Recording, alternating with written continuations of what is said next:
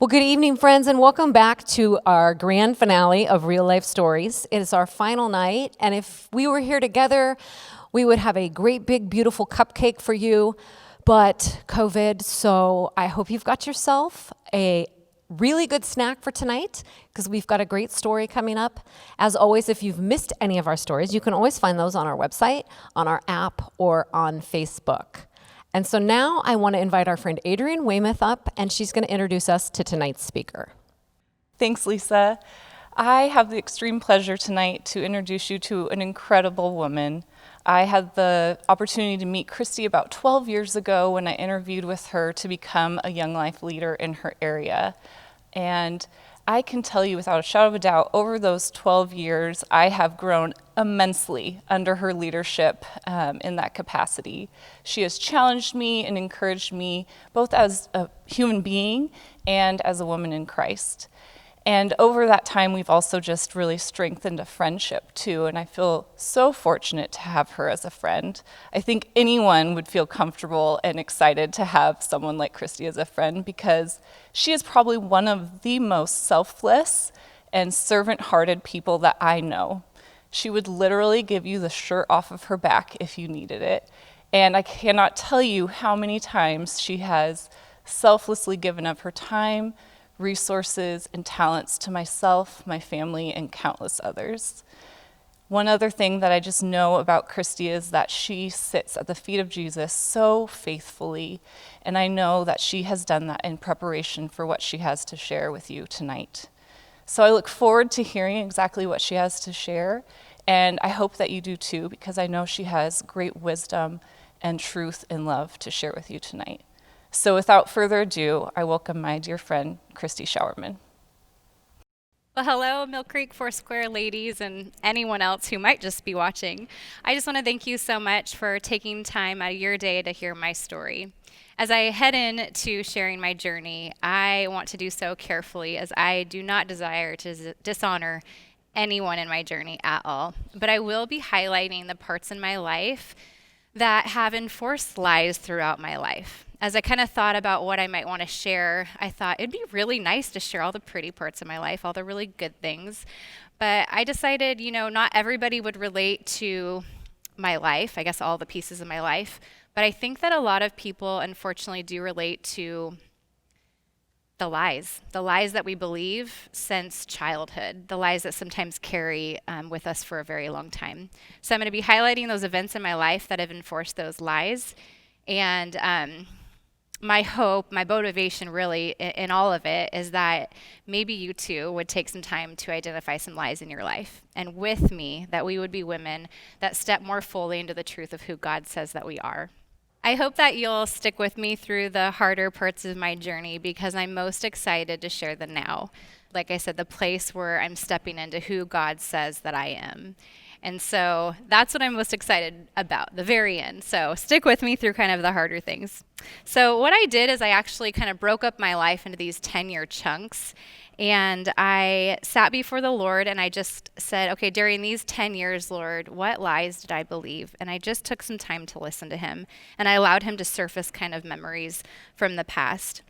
And those first 10 years of my life, I soon realized that the lies that I believed in that season were things like, I'm not wanted, I'm not worth it, I'm inconvenience, I'm in the way, I'm not smart, and I'm poor. The lie, I'm not wanted, has really been one that's carried with me for a very long time. And I think it really started when I was a child and I realized that my parents didn't really choose to have me. I was actually the surprise baby. My mom and dad both were in previous marriages, and my dad had Paula and my mom had Kim, and then I came along. And there's this family photo that kind of represents, honestly, just how I felt in our family, like my place in the family. You can see like they're all together, and then there's little Kristy. And so I always just kind of felt unwanted and out of place, and unfortunately, that's just a lie that carried with me for a long time, in and out of lots of different situations and relationships. I also kind of felt like my sisters didn't really like me or want me around. I was the little sister, right? The annoying one. I kind of got in the way. Paula was 10 years older than me, and Kim was 5 years older than me. So we didn't have a lot of in common, and I was always just the goofy, silly one. So I never felt very connected or even very loved by them. I also remember just memories like cooking in the kitchen, and you can see this picture, my mom and my grandma and sister. They're all very good cooks. It was probably Thanksgiving or something. There's a turkey, and they look like serious cooks. And then there's me, and can you see the picture, like the face I'm making? I'm just a complete goofball. And I remember making messes and stuff, and that wasn't really welcomed. My mom's a really good cook, but I think I just got in the way. I made messes, and I kind of got a little bit in the way of, I guess, the agenda of making this really good meal. So to this day, I'm not a good cook. But I just, again, unfortunately, I think I always just felt like I'm not wanted. I'm in the way. And I remember my dad watching TV, and I would have something to say or something to show him, and nothing was really welcomed unless it was a commercial. During that time, during a commercial, then I can say what I wanted to say or show him what I wanted to show him. So here's the thing. Did my dad ever say, "Hey, Kristy, you're an inconvenience, you're in the way," anything like that? Did my family ever say these things to me? Did they ever, with words, enforce those lies? Probably not, but somehow just these different things that I knew or experienced caused me to believe these lies throughout my childhood, which is really, it's unfortunate, right, that happens.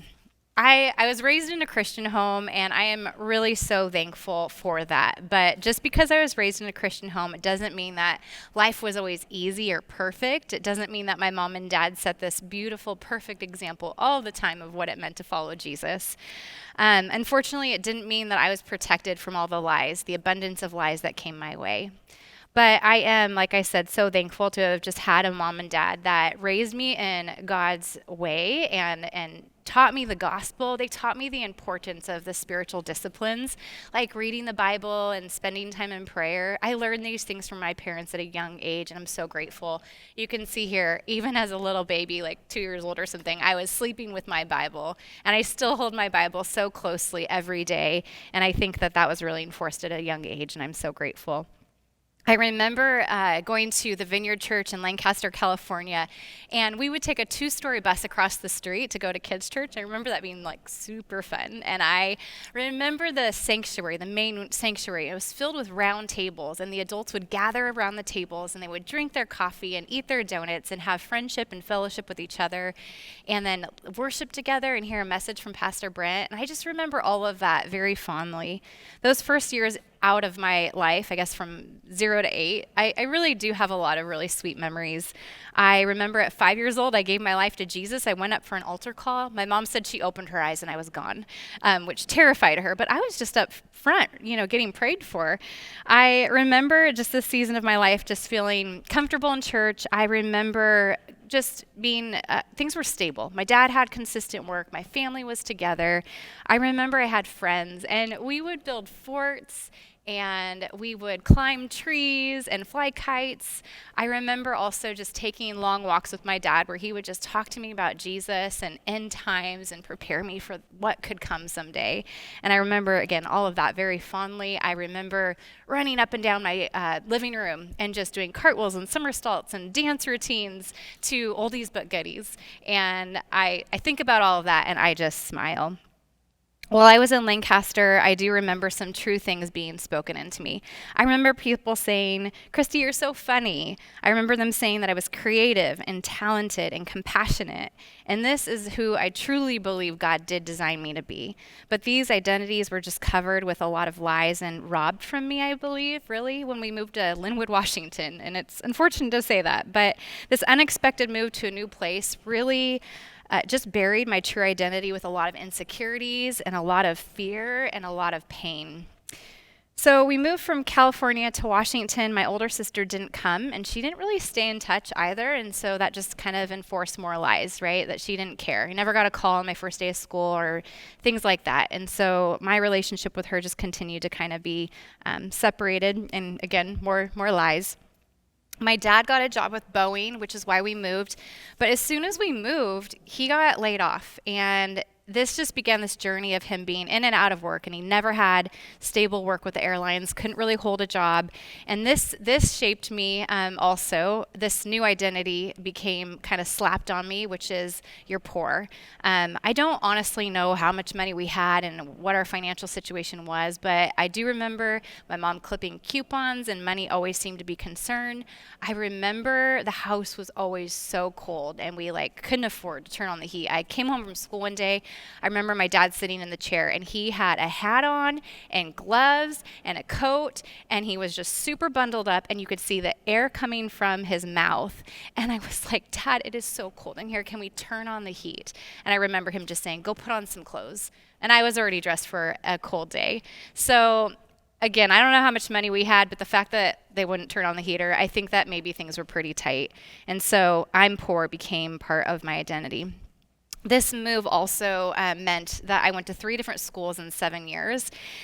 And that was a lot of change, but with that change also there was curriculum change and computers were introduced. And so all of this just made learning really hard for me at a very young age. And I'm stupid became another identity that I just remember kind of taking on. I remember just being filled with anxiety and fear at the thought of speaking in front of anybody in class or taking a test or reading out loud. Any of that just overwhelmed me. I just remember feeling embarrassed all the time and super scared. So from about 10 to 20-ish, I remember believing more lies, and that's a big chunk. 10 to 20, a lot happens in that time frame. But these are the lies I believed in this next season. I'm different. I don't fit in. I'm not cool. I'm insecure, and I'm not confident. I'm scared. I'm not good enough. I'm a joke. I'm ugly. I'm hated. I have to, I have to save people or fix people. This also probably was a season where some perfectionism came in and also some pride.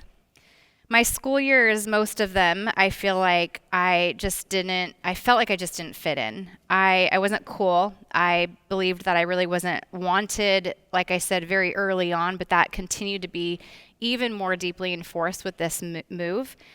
Kids were mean, so mean in the neighborhood, mean at school. I remember just being bullied a lot. I remember feeling like an outcast.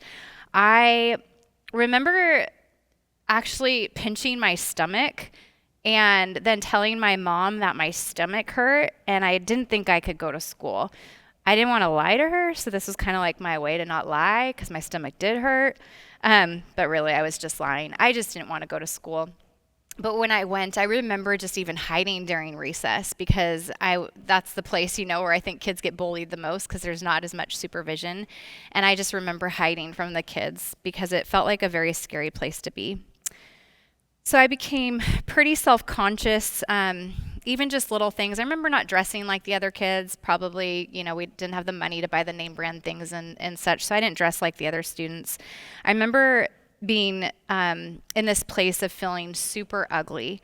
And as I was preparing the story and looking through photos, I actually stumbled upon this photo, and I had passed them out to my peers. But there were a few photos that didn't get passed out. One, I had a friend from California. She moved, lost her address. And then the other friend also moved. So I kept these 2. And it just broke my heart to see what I had written on these photos that I passed out to all my peers. I pretty much wrote the same thing. So, Christina, I say, how are things down in California? Not much going on today. It's my last day of school, and I'm really happy about that. Your friend, Kristy Maxon. P.S. I know I'm ugly. And then I wrote, Sophia, I know I'm ugly. Your friend, Kristy Maxon. This was at the age of 12. So awful just to have that be part of my identity at 12 years old. And I look at that now and I don't see an ugly girl, but I truly believed with all of my heart that I was really just terribly ugly. Honestly, it just hurts my heart to think back to that. I remember also just not having money for sports lessons and camps and things. So, I tried out for the team. I wanted to be a part of a team. I wanted to be accepted. So I tried out for volleyball and basketball, middle school and early high school years, but finally I just gave up because I never made the team. And I also just remember middle school and high school too. I remember in gym class, when the captains would pick who was going to be on their team. Do you guys remember that? There's this captain and that captain. They say, I want that person, I want that person. They go back and forth, picking who's going to be on their team. And I remember always being the last person standing. And as you can imagine, that just added to my humiliation and continued to add to the lies of I'm not wanted. So in this season, no longer was I funny and creative and talented and compassionate. Instead, I had become pretty insecure and not confident at all. I was just this shy kid, very embarrassed all the time, always a follower, never a leader. And in this season, I think my heart also became very hard and very angry. I actually, again, stumbled upon some diaries recently from when I was younger, and those diaries are filled with such anger. And again, hurts my heart to look back and see that.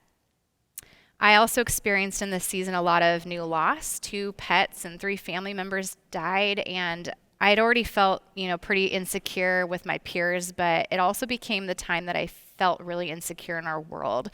9/11 happened, which shook things up a bit. And also I remember feeling unsafe and pretty insecure at home because my eyes were kind of opened and I saw that my parents kind of had some marriage challenges. And I remember just trying to mediate, be in the middle and solve their problems and fix everything that was going on. I remember it being a pretty scary time. But let's take a quick pause from all of that heavy, hard stuff, because I just do want to take a moment to highlight something really good that happened in my life in my early high school years. So when I was a freshman, the ministry of Young Life was introduced to me because Young Life started a club at Mount Lake Terrace High School. And Young Life offered stability and a place I could go every week to have fun and friendship and to be accepted. And I remember heading into that and wanting all of that so deeply, but I also remember feeling super conflicted because I was just this Christian kid that was looking for the serious Bible study or something. And I just remember judging Young Life and the leaders and the kids there and being really critical. And so I was kind of like a little Pharisee, basically, and I did not understand the idea of outreach. And so I just remember that conflict of, I want this, but I think I'm too good for it. And so there was just this struggle. But again, I did feel drawn in. There was something there that I so longed for. And so I found myself back in that Young Life environment again and again. And at the end of my freshman year, I was invited to go to camp. And right away, I kind of knew I wouldn't be able to afford it. So I didn't think I would be able to go, but my Young Life leaders were pretty awesome, and they helped me raise every penny. And so I got to go to Malibu, and it was such an incredible experience. I just remember every day just loving every moment. It was wonderful for so many reasons. For one, I really grew deeper in friendship with the girls that I went with. At cabin time, I remember we would talk about the message that was given and we would process things together, and there was tears and laughter, and we really grew as friends and also in our faith.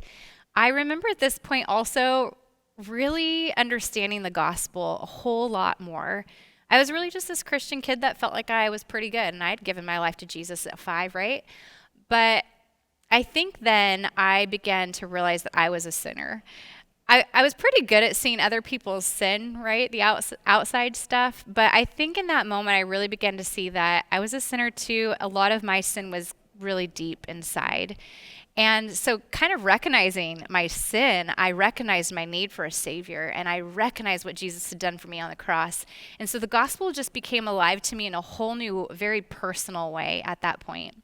And so this changed the course of my life in a really big way. I feel like I went from this pretty good little Christian kid to a young lady that had a deep and personal relationship with Jesus. I remember leaving Malibu and just being so devastated. I never thought I would ever get to go back. And I remember just crying. But praise God, He has given me so many opportunities to go back. I remember getting to go to beyond Malibu my next year, and you're going to see a picture here pop up, where we got to hike through the mountains for a week. And it was so amazing. Actually, my husband, Nathan, got to take this trip with me. He's right there on the right-hand side. And he actually was at Malibu the first time with me too, but we were just friends at that point, not dating or anything. So I got to do this hiking adventure. After this, the next summer, I got to do something called work crew, where I served at the camp for a whole week. And I got to serve with this group of people here, and I was a waitress in the dining hall, and it was the hardest I'd worked in my entire life. Oh my goodness. I'll talk more about that in a minute. I also got to be an intern where I lived there for a whole summer, and that also was just such an amazing time where I grew very close to a lot of people. But traveling back to that work crew piece, I want to stop on that for a minute.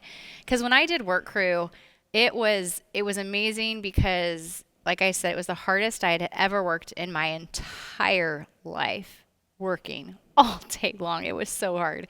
But it was amazing and so inspiring and life-giving because every single week I got to see the lives of young people changed. I got to see them come in hard-hearted and angry, and I got to see them leave full of joy in life and walking in the truth of knowing that they are loved and that there was a God that died for them. And it was just so inspiring, such an amazing time.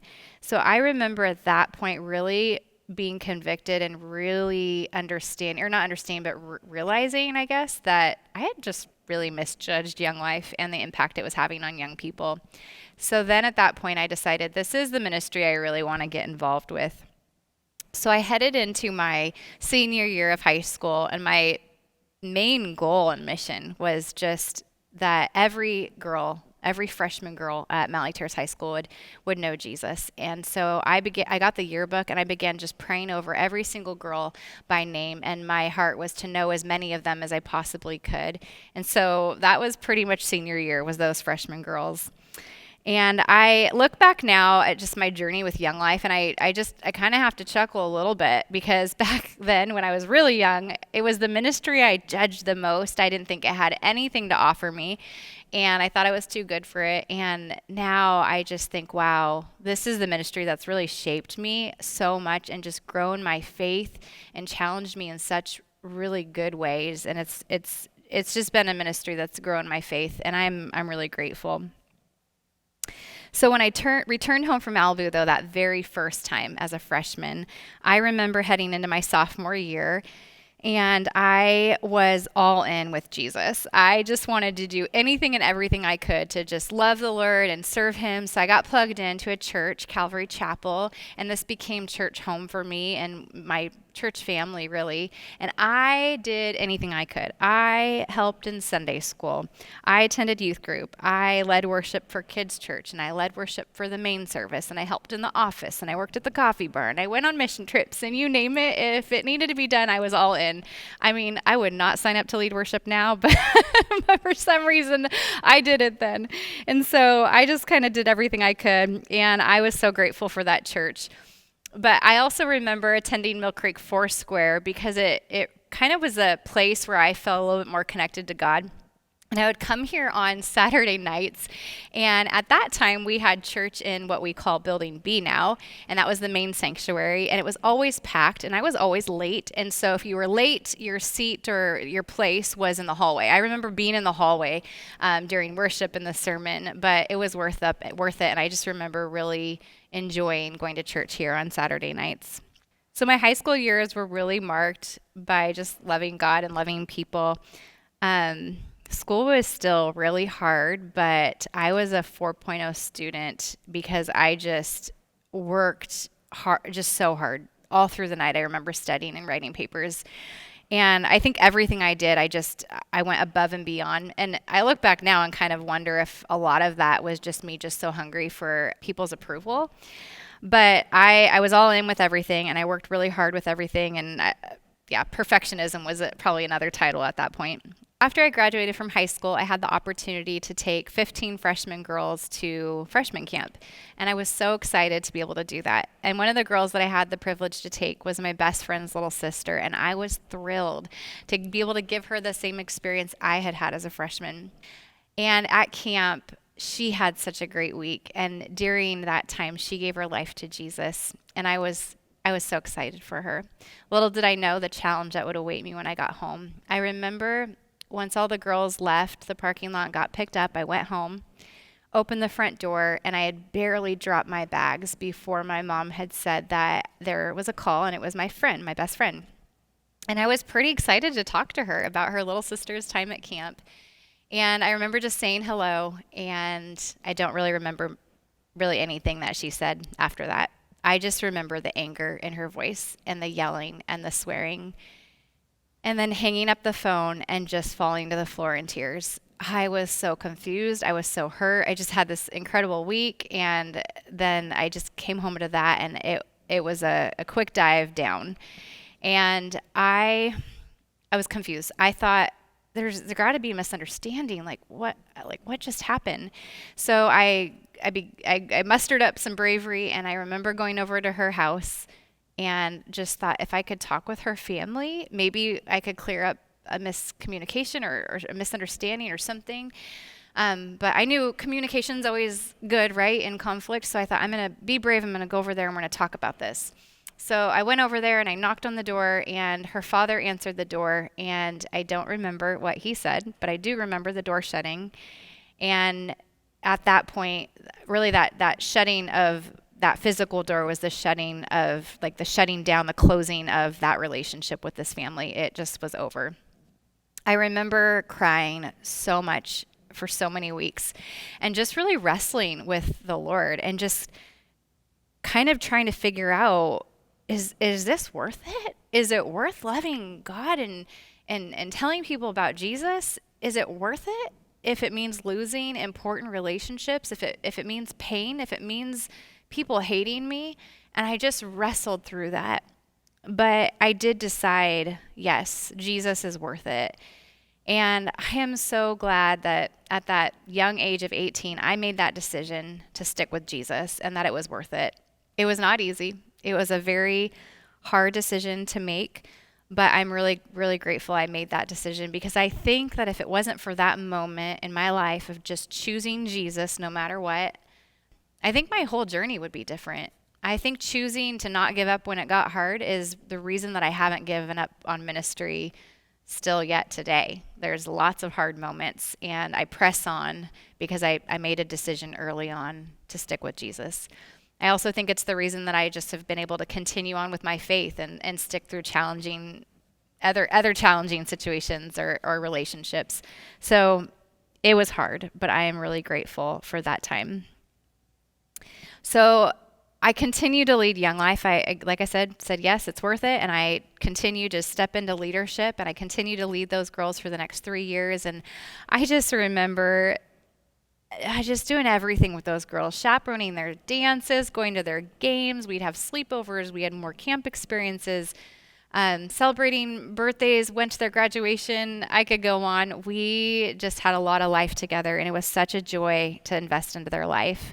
One of those girls that I had the great privilege to invest in was Natalie, and she actually now is a missionary in Mexico full-time and has a church also that she runs with her husband. And I share that because our church actually supports Natalie, so some of you might know her. So what a joy, what a privilege to invest then, and also to see the fruit that's come out of that time from such a long time ago. So after high school, on a scholarship, I actually got to go to Edmonds Community College. And I remember just stepping into that time being really lonely. I had just lost my best friend and her family, and all of my other friends, even through Young Life, really kind of went different directions to universities and such. And so I went to the community college and stayed at home, and I just remember feeling like I didn't really have anybody. Even serving in the Young Life ministry was a pretty lonely place for me, because if you know anything about Young Life, it is full of a lot of fun, energetic, extroverted people, none of which I consider myself to be. So I just didn't feel like I really fit. But even though I didn't feel like I fit in, my journey with Young Life just continued. It progressed actually pretty quickly. I began working for Young Life part-time, and I took on a new group of girls, and I began leading the Mount Lake Terrace High School team. But as I transitioned into working for Young Life, I remember two things. First, I had to raise all of my money for my salary, and I also remember I didn't get paid a whole lot. So I did a lot of jobs in this season. I was a courtesy clerk and a florist at Albertsons. I remember being a nanny. I remember cleaning people's homes. I worked at a coffee stand serving homeschool kids and moms in the school district. I also became a classified substitute and began subbing in the school district. And I did all of these jobs and went to school and continued to be involved in Young Life and church. My life was really full, but even though it was so full, I still felt pretty lonely during that season. I do remember, though, some really sweet and true things being spoken into my life during that time. I remember people saying that the joy of Jesus, it just radiated from me. And I also remember people saying that I had wisdom beyond my years. And those are things I do believe to be true. But even that joy seemed to evaporate quite a bit with the next season of my life when things got really hard. So the next season, 20 to 30, I experienced a lot more change and a lot more lies. I believed things like, I'm alone, I will fail, I'm rejected, I am not loved, I'm not good enough, I'm not respected, I can't trust anybody, everybody hates me, I'm afraid, and I'm hopeless.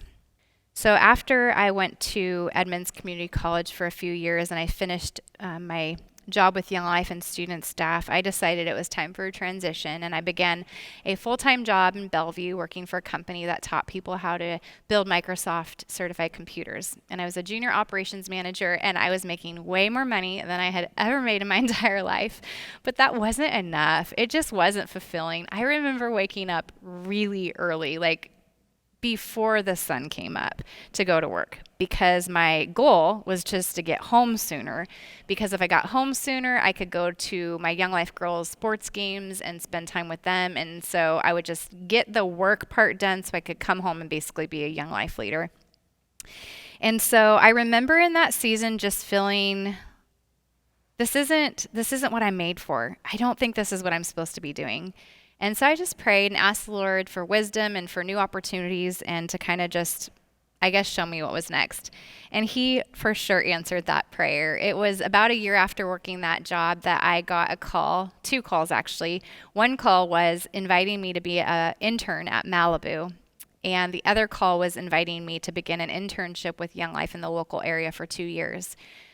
So I was just amazed, because to have those 2 things fit together and to be given those opportunities just seemed like such an incredible answer to prayer, and I was just really grateful. So again, I had to fundraise my salary. So I remember quitting my job, doing a ton of fundraising to raise money for my position with Young Life, and then packing my bags and moving to Canada for the summer.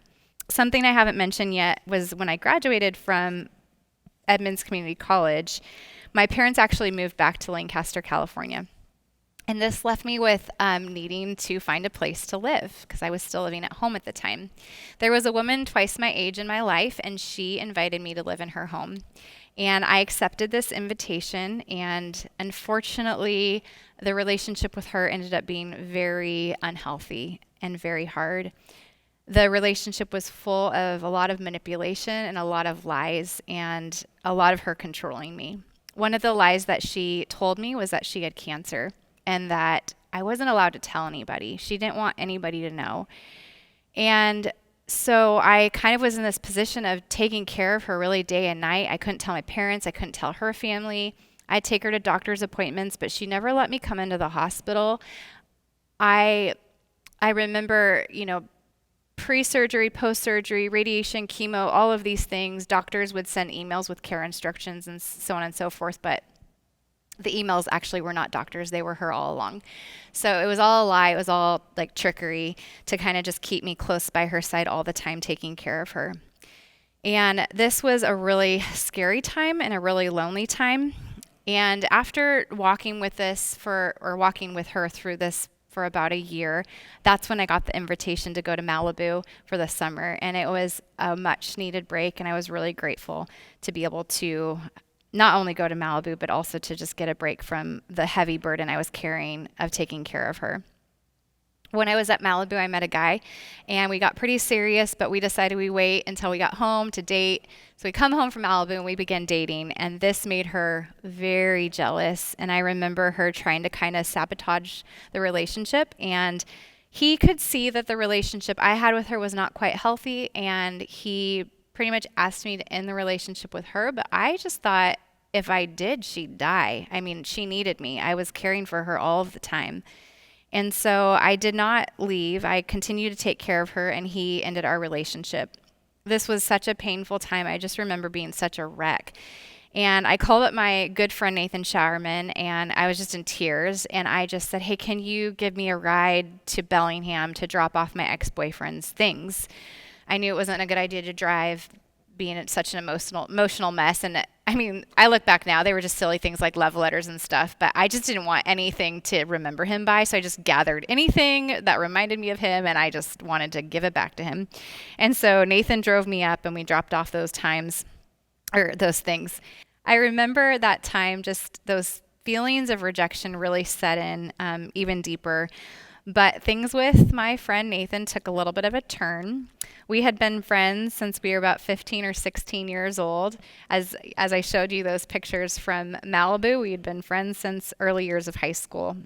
But we never dated. We never had a romantic relationship because he had never put his faith or his life in the hands of Jesus. And that was really important to me, to be with somebody that shared my faith. So we just were friends. But at about this time, a little change took place with Nathan, and he did put his faith in Jesus and gave his life to the Lord. And so with that change, there was a change also in our relationship. And we began dating. And about 6 months later, we got engaged. We were chaperoning, actually, my girl's prom, and he proposed at the prom. And so we were engaged. And then after we were engaged, 6 months later, we were married. So the dating, engagement, marriage part went pretty quick. But like I said, we had been friends for about 7 or so years. So I forgot to mention, after I got back from Malibu as an intern, I jumped into a local internship with the area. And at that time, I was the only woman on staff in our whole entire Young Life region. So if you can only imagine, that enforced quite a few more lies in my life, just feeling like I didn't measure up to the guys and so on and so forth. So it was a little bit of a lonely time then as well. After the 2-year internship, I got the invitation to be an area director and had the assignment of building a stable and healthy ministry in the Linwood and Mount Lake Terrace community. So I was actually told that I would fail at this job by a few people, and that was really hard. I was basically told that it wouldn't work, that the area would fail, it would be in deficit all the time, that I wasn't ready, and just a lot more lies were enforced during that time. That was really hard. But I knew, like, the Lord had very clearly shown me that this was something he was inviting me into. And so I stepped into it, even though I didn't really feel like I had a lot of support or encouragement.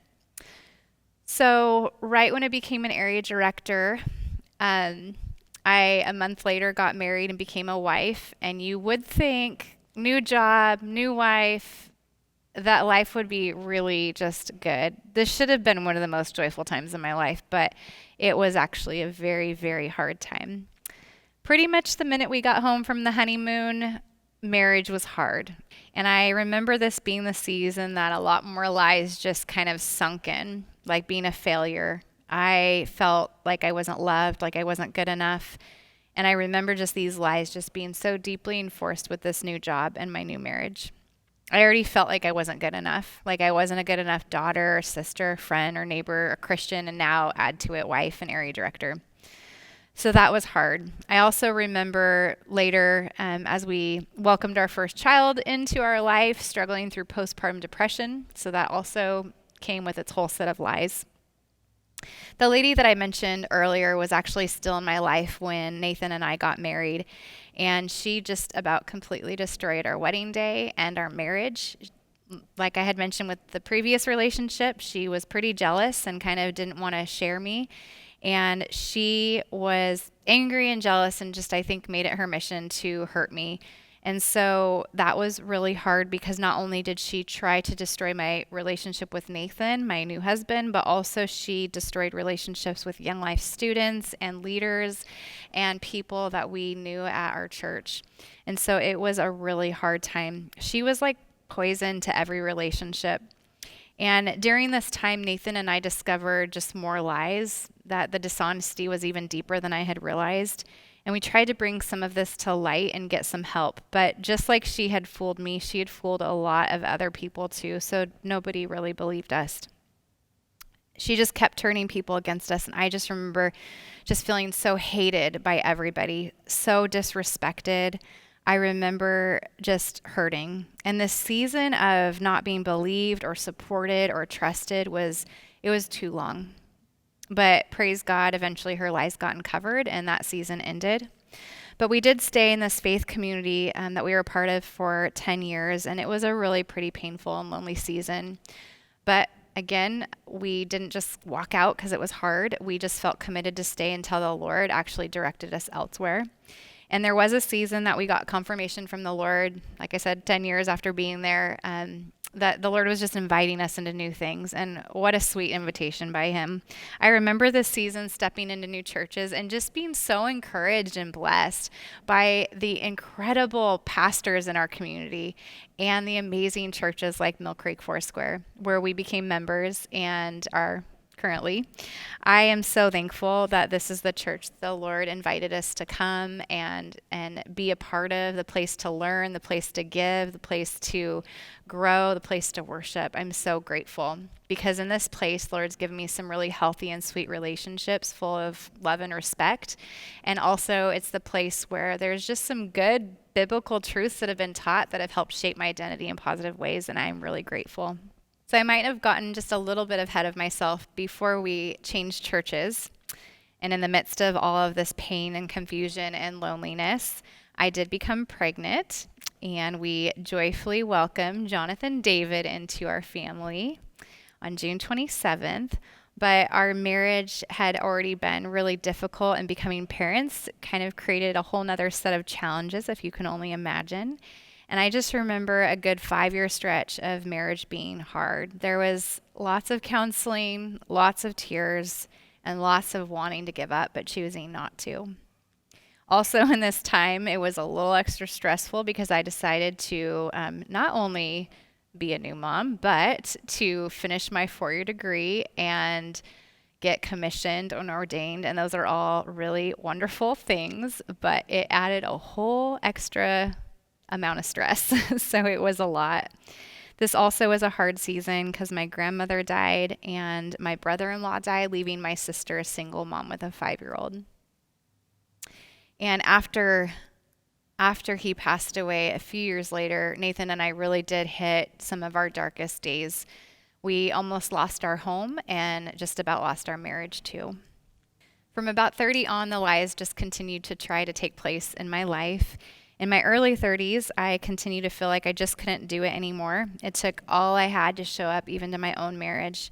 I continued to feel like a failure in every area of my life, and the lies that followed me really into this next season were things like, somebody could do it all better than me. I should just quit. I'm hopeless. Nothing is ever going to get better. I'm not smart enough. I'm not wanted. Don't get close to people. They're just going to leave or hurt me. I can't trust anybody. I'm alone. No one knows or understands the things that I'm dealing with, and I can't tell anybody. Even in the midst of all of those lies in that next season, things did get a little bit better between Nathan and I, and we chose to have our second child, and we welcomed Kalia Joy into our family, and what a joy she has been. So I am going to fast forward just a little bit for the sake of time. Jonathan is now 13 and Kalia is now 8. Nathan and I this fall will celebrate 16 years of not giving up on our marriage or on our family, and I will celebrate 20 years on staff with Young Life. Despite all these challenges, my life really has been full of much privilege and so many blessings.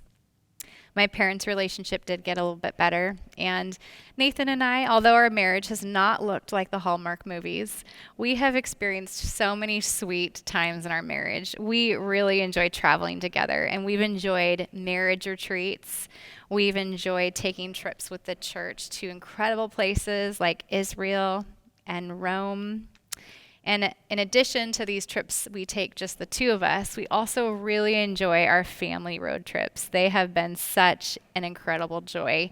We love to just get in the car and let the Lord lead. We call it our God road trips, and we just ask Jesus to show us where to go and open our eyes to see the things that he wants us to see and the people he wants us to meet, and it's just incredible. It's such a blessing. These trips have taken us to most of the national parks and all of the western states and even some of the eastern states.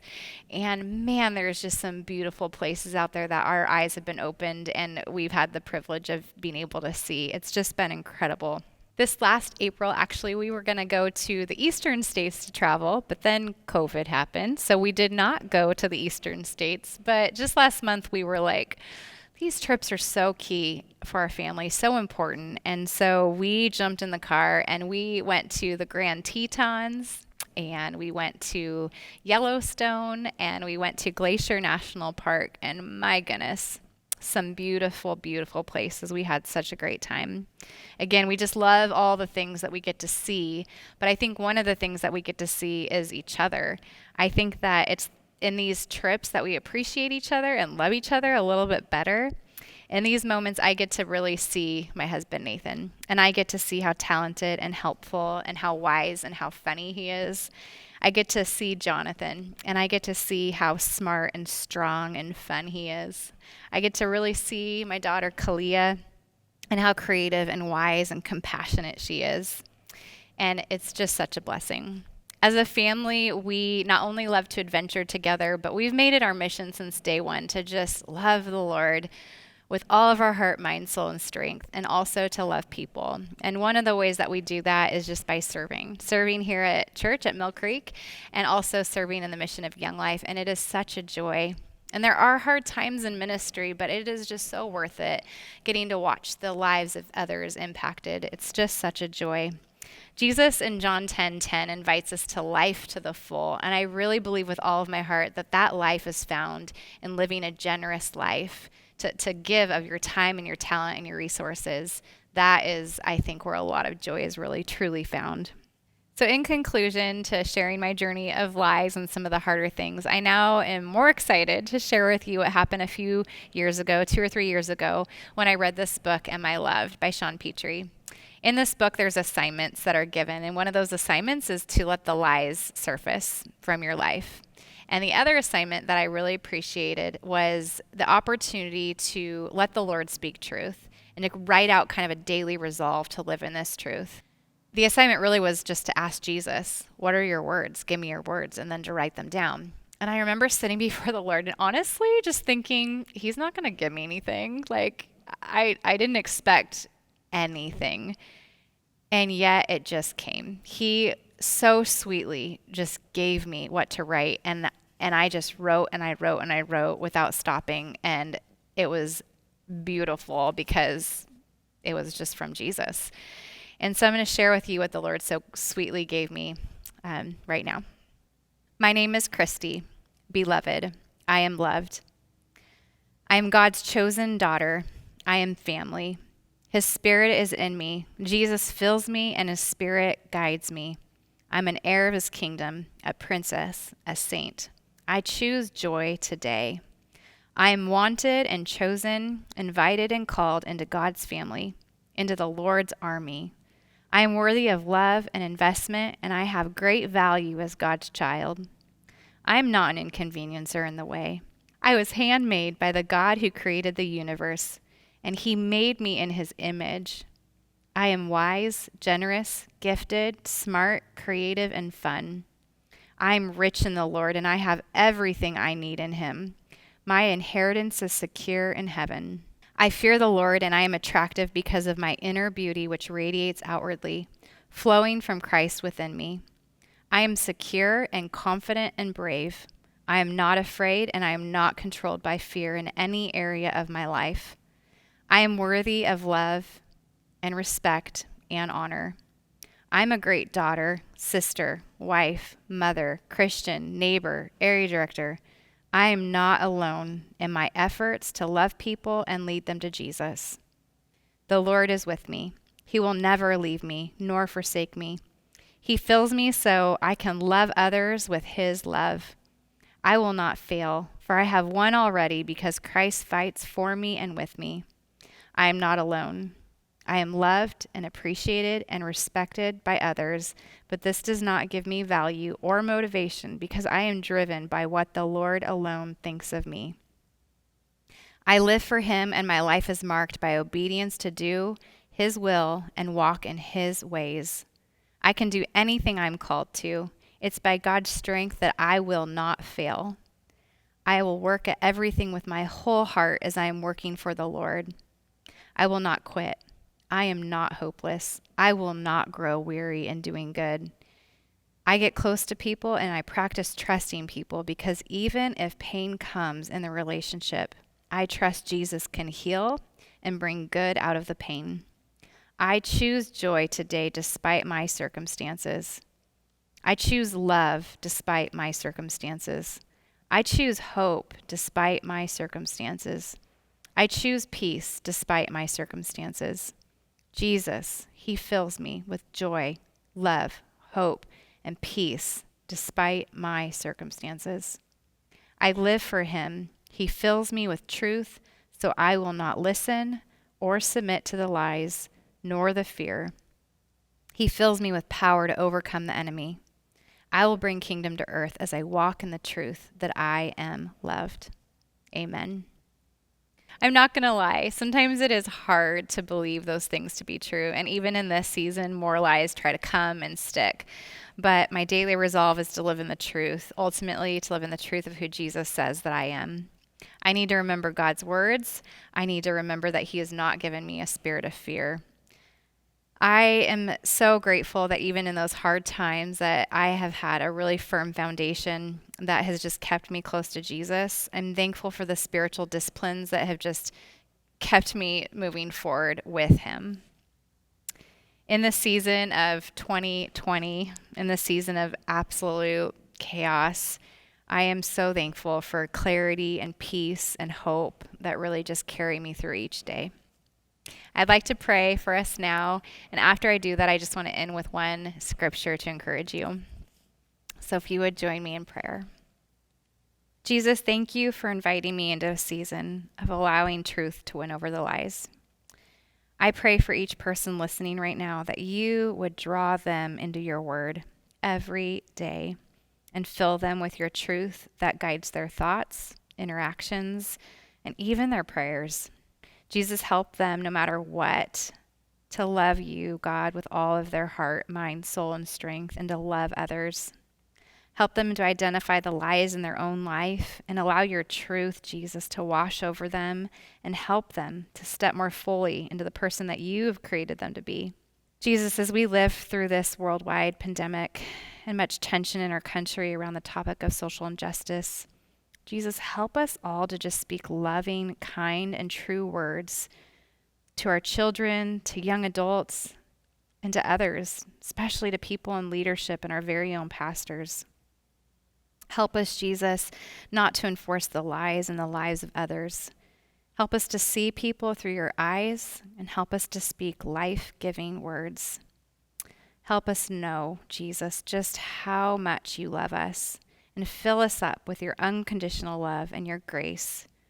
And then help us, Jesus, to love others with that same love that you've shown to us. In your powerful name, Jesus, we pray these things. Amen. So I'd love to close now with a scripture from Philippians chapter 4, verse 8 from Paul. He says this: "Finally, sisters, whatever is true, whatever is noble, whatever is right, whatever is pure, whatever is lovely, whatever is admirable, if anything is excellent or praiseworthy, think about such things." Well, thank you, Kristy. Thank you for your vulnerability and your honesty and just sharing some things that are hard to share. But I think the beauty in opening up our lives and sharing the hard things is that it really resonates with other people. I think there's so many lies that we, especially as women, believe about ourselves. And I just appreciate your challenge to identify those lies, really take a look at those lies, and then bring them into the light of God's truth and letting him speak his truth and his identity over us. So thank you for sharing that with us. I want to thank all of our speakers this year. Hillary, Sherry, Guillermina, Taryn, and Kristy, thank you for opening your lives and just encouraging us and sharing your story for the glory of God. And I want to give a special thanks to our friend Dave Sproul, who has spent countless hours filming and editing their stories so that we could bring those to you in this crazy season. So thank you, Dave. We see you. We appreciate you. So fall is coming. We don't know quite what that's going to look like yet, but stay tuned to see what Women's Ministry will be back with in the fall. We're just grateful to have you join us this season. We're grateful you would invest your time in us. So have a great rest of your summer, and God bless. Good night.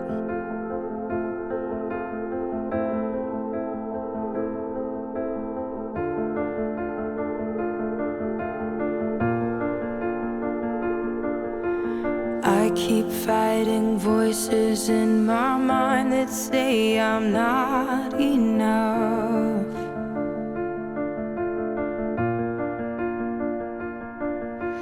Every single lie that tells me I will never measure up.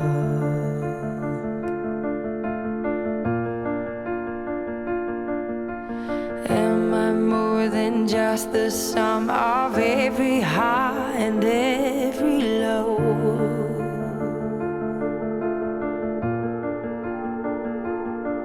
Remind me once again just who I am, because I need to know.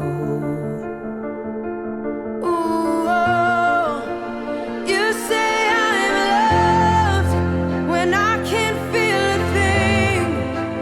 You say I'm strong when I think I'm weak. And you say I am held when I am falling short. And when I don't belong, oh, you say I am yours. And I believe, oh, I believe what you say of me. I believe the only thing that matters now is everything you think of me.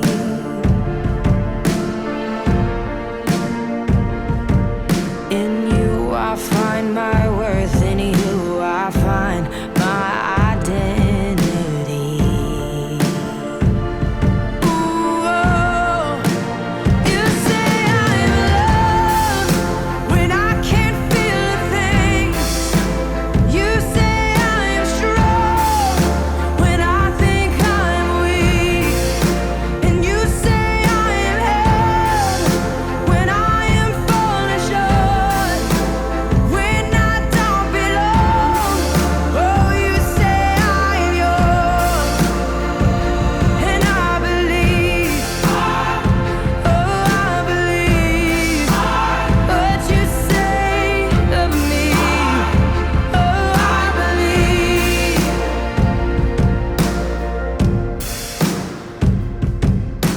Taking all I have and now I'm laying it at your feet.